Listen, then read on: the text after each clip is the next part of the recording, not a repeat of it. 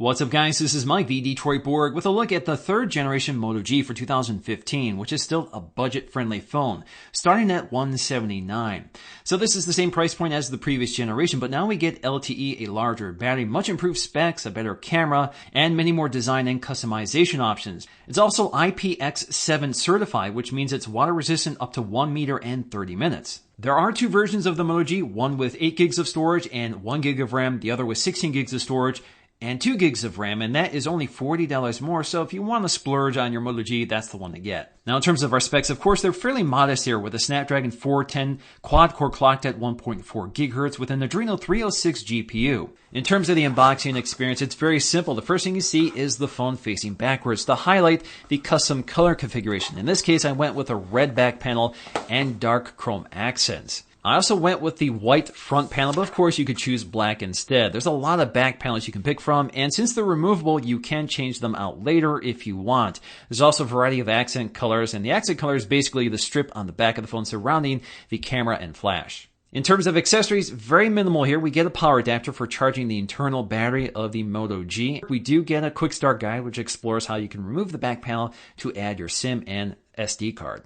In terms of the design, the first thing that really stands out here is the grippable texture on the back panel. Feels really nice in the hand, feels a little more durable, and certainly a lot more comfortable to handle. Along the side, we have what looks like metal. It's actually a plastic frame, but it feels really rigid and it looks pretty nice. Of course, with a white front bezel, you do get a lighter colored frame. If you went with a black one, you would see a darker one. The design itself is very typical for Motorola. It has this curved shape, so it feels really nice in the hand. Toward the top, you have this bump out for the headphone jack, as well as the microphone. Toward the bottom, it's a little slimmer with a USB 2.0 port for charging or syncing. On the right side, you'll find your buttons, including a power button, which is textured, so it's a little more tactile. We also have our volume rocker. On the back of the phone, you'll find your 13 megapixel camera with an f2.0 aperture and a dual tone LED flash. Of course, you have this little Motorola dimple toward the bottom, which is a little lower than before. On the front, we'll find a 5-inch 720p display, good for 294 pixels per inch. It's the same specs as the previous generation, but it's a much brighter, more colorful display. We have this white bezel surrounding the display in this case, and at the top you have your earpiece. Of course, next to that is your ambient light sensor and proximity sensor and your 5 megapixel front-facing camera. Toward the bottom you have your loudspeaker, and of course all these speakers are water resistant, and unlike the Moto E, these front-facing speakers are not stereo. The top piece is only for your earpiece, the bottom is for the loudspeaker. To pop off the back panel, you do get this little thumbnail port toward the bottom. It's pretty easy to take off, and you have to remember that this back panel is water resistant. So if you look at the inside, you'll see we have these little gaskets surrounding these slots for the micro SIM, the micro SD card slot, and other ports that cannot be exposed to water. Along the left side, we'll find a micro SD card slot good for 32 gigs and our micro SIM slot, so no nano SIM in this case. On the right side, you have what would be the dual SIM slot, which is not currently available. Now everything else back here is sealed up and watertight, including the 2470 milliamp hour battery. There is no NFC or wireless charging in this case. Quickly comparing the second gen to the third gen, the new phone is actually a bit larger in terms of its overall body size. It's also a bit heavier with that larger battery. The design overall is actually very similar. We have that nice curved palmable design, but we have much different textures here. We have this nice grippable texture on the back of the third gen as opposed to the smoother, glossier finish on the second gen. Along the side, along the right side, you can see the buttons are in the same place, but the controls are a bit larger on the third gen. And we have this texture on the power button, which the Moto G second gen did not have. Toward the top, the headphone jack and the microphone are in roughly the same location. Same with the bottom here, the micro USB port. Along the back, we go from an 8 megapixel 720p camera to a 13 megapixel 1080p camera. We also go from a single LED flash to a dual tone LED flash. At the top, we've traded a 2 megapixel camera for a 5 megapixel front facing camera. They've also relocated the ambient light sensor and proximity sensor from the previous generation. They've also eliminated the LED notification light and traded it for Moto Display, which flashes your notifications on the lock screen. The speaker layout is very similar. We have a loudspeaker at the bottom and the earpiece toward the top, but you can see that the third gen has a recessed speaker design as opposed to the speakers on the second gen, which have these trim pieces that bump out. Taking a look through the interface, we do have our on-screen Moto Display notifications. So if you have notifications, they will wake up on your lock screen when you move the phone or take it out of your pocket. So you can swipe to activate whatever you want to look at or swipe down just to unlock the phone to the home screen. So if we look at our standard lock screen, you can see that we have our notifications. This is pretty much stock Android 5.1 in this case. So of course you can quickly launch into your phone dialer by swiping up on the icon here, or swipe to launch into the camera. In terms of the main home screen here, we have our drop-down notification shade with our quick setting toggles up here, including our screen brightness.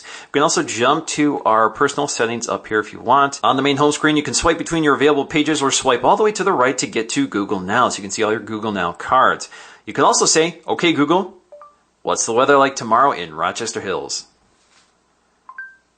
Tomorrow's forecast for Rochester Hills is 78 degrees and mostly sunny. Now if you want to increase the volume here, you get to your controls up here, but you also have your Do Not Disturb functions. Again, this is pretty much stock Android, so you can mute all your notifications, select priority mode, or none at all.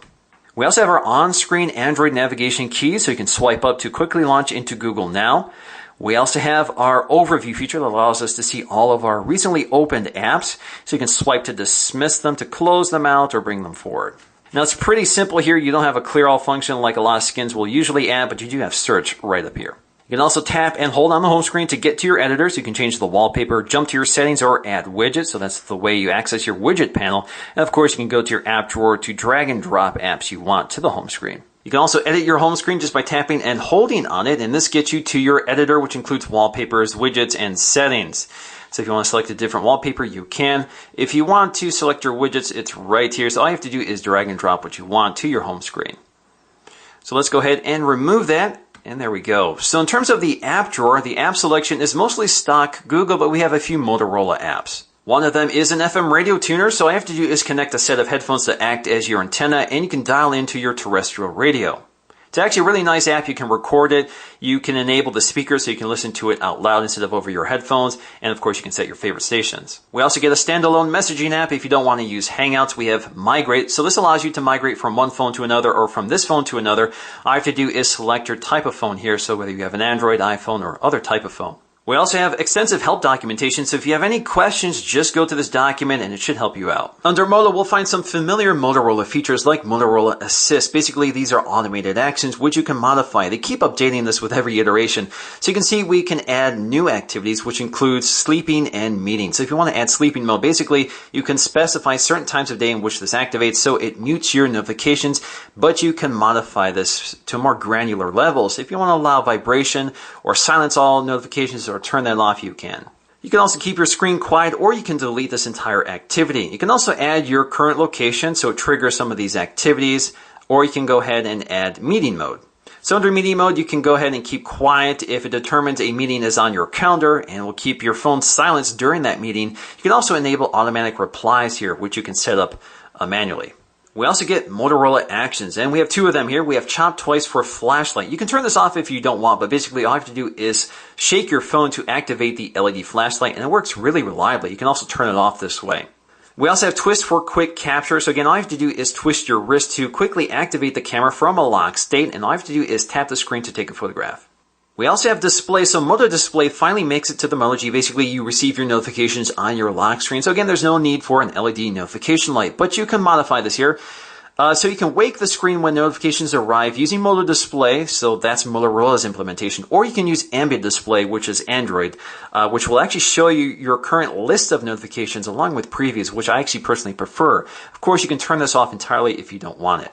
Checking out the camera app, it is pretty familiar for Motorola. So we can tap the screen to take a photograph, swipe up to zoom in and out. If you want to enable tap to focus, you'll have to enable it from the settings panel, which you can swipe in from the left edge here. So you can go ahead and enable it, and we do have a new feature with this. So basically, we can manually adjust the exposure using this little circle. And again, you can tap anywhere on the screen to take the photograph, or if you want to focus on a specific target, you select it and then tap it. Now to take a burst photograph, just tap and hold on the screen, and it snaps a few photographs. Of course, you can also flip to your front-facing camera, and we'll demonstrate the quality a bit later here. We also have our 1080p video camera, so you can pause it, stop it, or you can take photographs just by tapping on the screen while recording video. We do have continuous autofocusing here, but no optical image stabilization or software stabilization, but you can swipe up and down here to zoom in and out. Now, I'm really impressed by this camera. This is easily the best looking camera I've seen on any sort of budget phone. Images come out crisp, clear, with good color accuracy, good exposure as well. Autofocusing works smoothly, quickly, and accurately. A lot of times these cheaper phones have a really hard time finding correct focus. Even in low light conditions, this camera produces above standard results for budget phones. So you're able to see good exposure without a lot of grain, but of course it's not as sharp as brightly lit scenes and does have a tendency to overexpose in some situations. The dual-tone LED flash does produce a much more natural light, so if you need to use it, it actually works pretty well. Video also looks sharp and crisp, again with good exposure and color accuracy, and the AF mechanism here is quick and accurate without hunting around. Unfortunately, without any optical or software stabilization, handheld video does look pretty shaky. What's going on, guys? Mike here at the Detroit Borg, testing out the new front-facing camera, 5 megapixels, good for 1080p video, delivers pretty good results. Good and clear, but I think the biggest issue I have is it tends to underexpose, but you can manually adjust the exposure just like you can on the rear-facing camera. Overall results are really good for a 179 phone. Speaker quality is pretty much identical to the phone from last year, so we don't have stereo speakers, but we have a loud front-facing mono speaker, which is pretty clear, so let's go and take a listen. What's up, guys? This is Mike, the Detroit Borg, taking a look at the NVIDIA Shield TV, which is one of the first set-top boxes to output 4K video. In terms of benchmarks, this is actually the first time the Moto G has seen any spec upgrade internally. Last year really was just a size increase. So with Geekbench, we have a score of 519 versus 334 and 1570 versus 1019. That's a pretty significant improvement, but of course doesn't make this a hot rod phone by any means. So the biggest change here is the new Snapdragon 410, which is clocked at 1.4 gigahertz versus 1.2 gigahertz on the previous generation. In terms of real-world performance, it's fairly smooth and quick, but there is some noticeable frame dropping and lag here and there, but it's not crippling or a huge nuisance by any means. I think that's to be expected out of a phone that's running fairly low and specs at this price point. That's one of the benefits of using near stock Android is the efficiency and quickness of the stock OS without adding a lot of layers to it to bog it down. So pretty impressed overall, but it could be better, and that's to be expected at this price point. In terms of battery life, the 3rd gen Moto G does pick up a much larger battery. We're now at 2,470 milliamp hours versus 2,070 milliamp hours. That's a 400 milliamp hour increase. Pretty significant. That's important because of LTE. LTE takes a lot more power, and the previous generation didn't have it.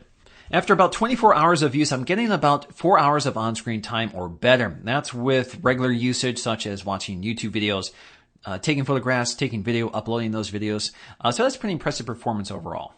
So once again, the Moto G is a real standout in terms of budget smartphones this year. This is by far my favorite option available right now in this price point, and at $179, it's an undeniable bargain with a large 5-inch display which is bright and vivid, a front-facing speaker which I think is very welcome. We also get waterproofing, which is unusual. It's also unobtrusive, so it's nice to have waterproofing without the annoyance of flaps. So that means the speakers, the USB port, and the headphone jack are water resistant, but you want to make sure the back panel is completely sealed up. So make sure that it's pushed around all the edges and you've pushed around the center of the panel to make sure it's all sealed up before you submerge it in water.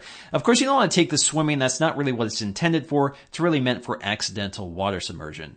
Now, if you remove the back panel after it's been submerged in water, you'll find a lot of water back there. Now, that's fine because all the vitals have been sealed up, but you may want to pop this off and dry it off if you drop it in water. We also get the benefit of smooth performance thanks to stock Android and Motorola's commitment to keeping it updated with the latest version of Android. We also get excellent battery life with LTE, so there is no compromise there. And in terms of build quality, it's excellent. It feels solid and rigid, and it's made of nice textures and materials, and it's highly customizable, so you can personalize it to whatever you want. Alrighty, guys, I hope you enjoyed this review of the 3rd generation Moto G. If you did, please give it a thumbs up to let me know. Thanks for watching, and I'll see you again in the next video.